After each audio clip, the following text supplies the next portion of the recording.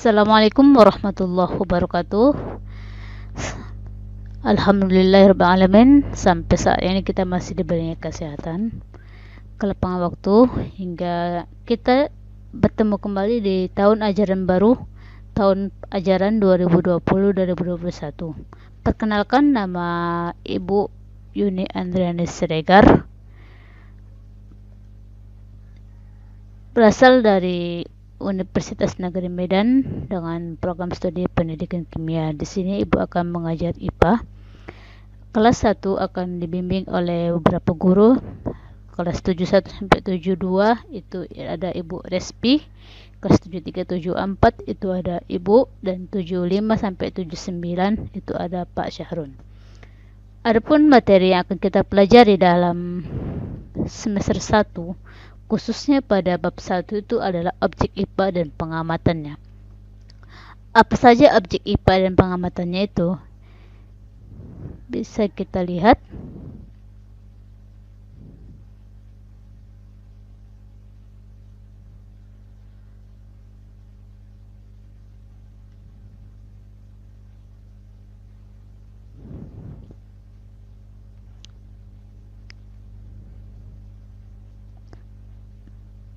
Objek IPA dan pengetahuan alam itu adalah salah satunya adalah penyelidikan ilmiah. Apa yang dimaksud dengan penyelidikan ilmiah?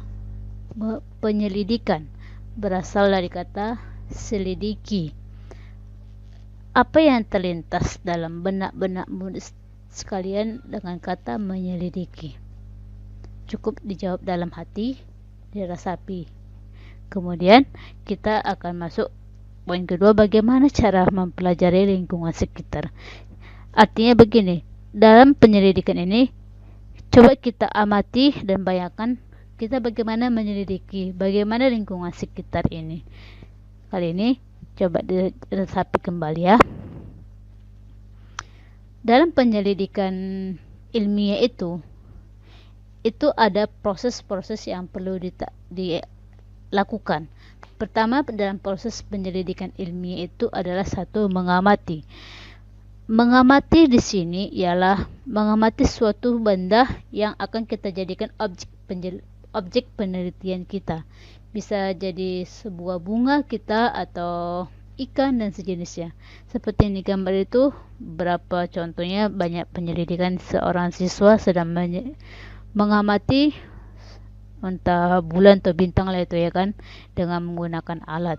Yang kemudian langkah selanjutnya itu dilakukan ialah membuat inferensi. Apa itu membuat inferensi? Ialah menjelaskan pola atau hubungan antar aspek yang diamati serta membuat prediksi. Yang ketiga itu adalah mengkomunikasikan. Mengkomunikasikan maksudnya di sini ialah seperti terlihat di gambar ini, bisa kita lihat bagaimana BMKG mengetahui kekuatan gempa bumi ini. Otomatis di sini BMKG dalam mengetahui besarnya kekuatan gempa bumi itu dia melakukan beberapa tahapan. Itu dia ada mengamati, prediksi, dan selanjutnya dari pengamatan dan prediksinya itulah dia melanjutkan dengan komunikasi. Mungkin bagi ada yang belum mengerti bisa bertanya nanti melalui WA masing-masing gurunya. Kemudian sikap yang dimiliki oleh peneliti itu harus ada, di mana seorang peneliti itu jika tidak memiliki sikap yang standar yang harus dimiliki, maka dia bukan layak seorang peneliti. Sikap yang dimiliki seorang peneliti itu ialah yang pertama teliti, yang kedua sabar, rasa ingin tahu tinggi, objektif, dan tenang. Oke, masuk ke topik yang utama di sini adalah objek IPA. Objek IPA. Apa yang dimaksud dengan IPA? IPA itu ialah seluruh benda yang ada di alam, baik hidup maupun tidak hidup, yang ada ketergantungannya, ada saling keterkaitan antara yang satu dengan lainnya.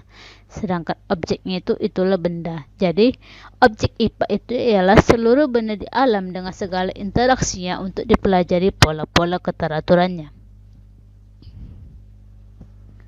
Kemudian IPA itu jika kita kaji lebih dalam, IPA itu terbagi atas beberapa pelajaran atau beberapa sub. Yang pertama itu ada fisika yang mempelajari tentang pengukuran dan berhitung lah istilahnya dalam kecepatan sejenisnya, masih kategori IPA. Kemudian kimia itu kita akan mempelajari tentang zat-zat yang akan terkandung dalam sebuah bahan atau materi yang ada, yang kemudian biologi dalam sistem manusia. Kemudian untuk IPA dalam bidang antariksa, di langit dan bumi itu ada kita mempelajari ilmu bumi dan antariksa.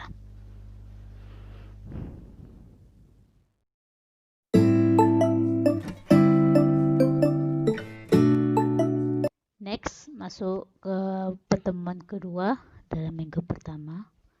Setelah kita istirahat beberapa detik, kita masuk ke pembahasan yang baru, yaitu pembahasan tentang pengukuran, di mana pengukuran ini masih dalam objek ilmu pengetahuan alam dan karakteristiknya.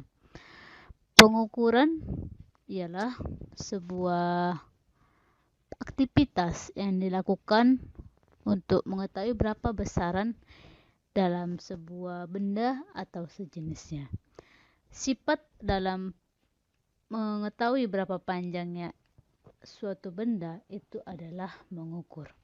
Lantas bagaimana pengukuran sebagai bagian dari pengamatan? Maksudnya ini adalah contohnya macam mana keterkaitan antara pengukuran itu kenapa bisa jadi bagian dari pengamatan.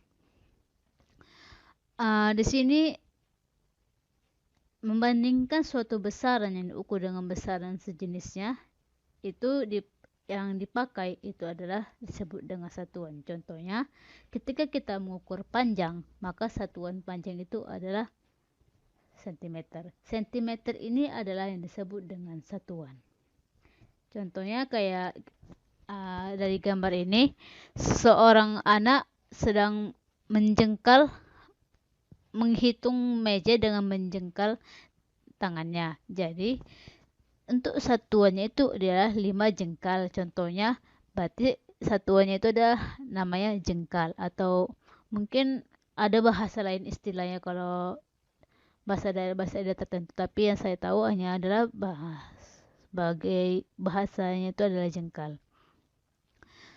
Jadi di sini kira-kira berapa meter kah panjang jengkalnya itu kita belum bisa jawab karena tergantung meja yang masing-masing. Bisa dihitung sendiri di meja anak-anak sekalian yang ada di rumahnya masing-masing. Nah, kalau di adik-adik siswa ini, dia menghitung mejanya itu adalah panjangnya 7 jengkal. Jadi satuan dalam hitungan di mejanya ini itu adalah jengkal. Kemudian seperti ada di gambar ini itu buah buah jeruk lah kita kategorikan. Dalam hal ini ada beberapa tahapan penyelidikan ilmiah yang bisa kita amati. Di mana tahapan pertama itu adalah tadi mengamati. Apa yang kita amati di sini? Ada pohon jeruk. Jadi benda yang diamati adalah pohon jeruk. Kemudian besarannya itu apa di sini? Kalau dalam buah. Kalau dalam gambar ini. Jadi terjawab penjawabannya kan? Berarti jawabannya adalah 5 buah. Sedangkan besar yang tidak dapat diukur di sini yang mana? Besar yang tidak dapat diukur bisa dicari ya. Oke. Jadi arti dari besaran ini apa sebenarnya? Besaran ialah segala sesuatu yang dapat diukur. Ciri-ciri besaran ini masuk dalam kategori pelajaran fisika seperti yang tadi sudah dijelaskan.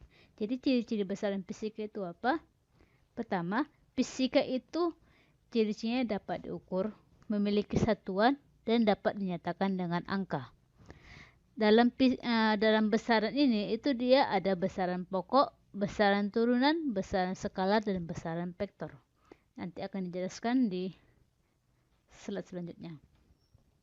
Besaran pokok ialah besaran yang termaksud ada 7 satuan internasional. Itu dia ada panjang, massa kilogram, panjang meter, suhu Kelvin,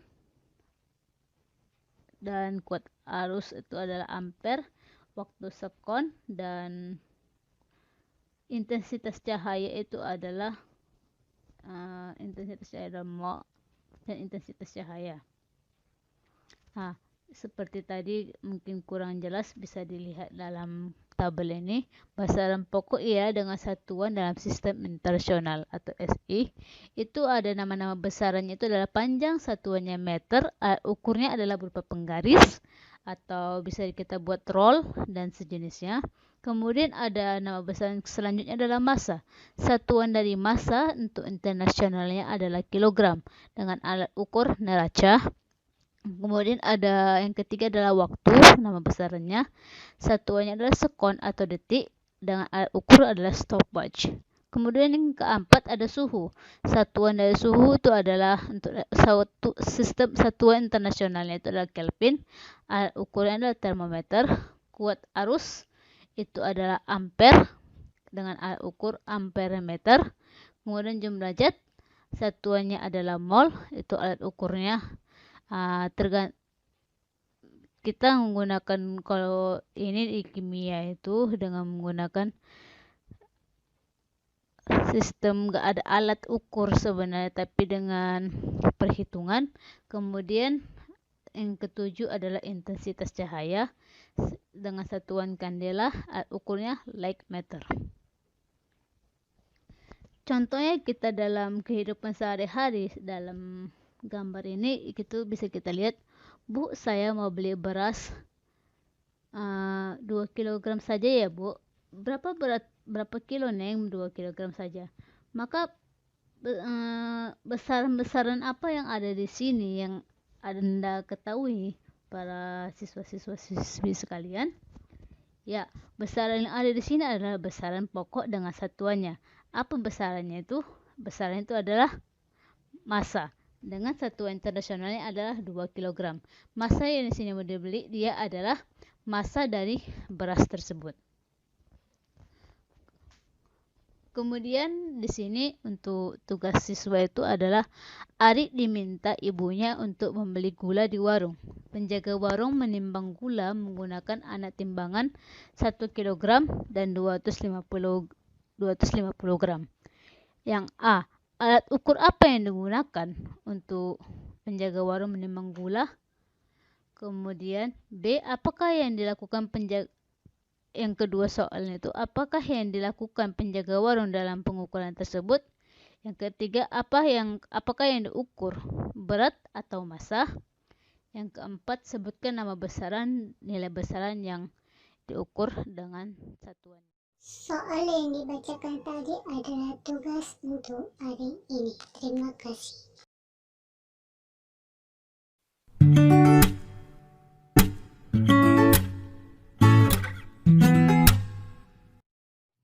Pembelajaran hari ini sampai sini saja.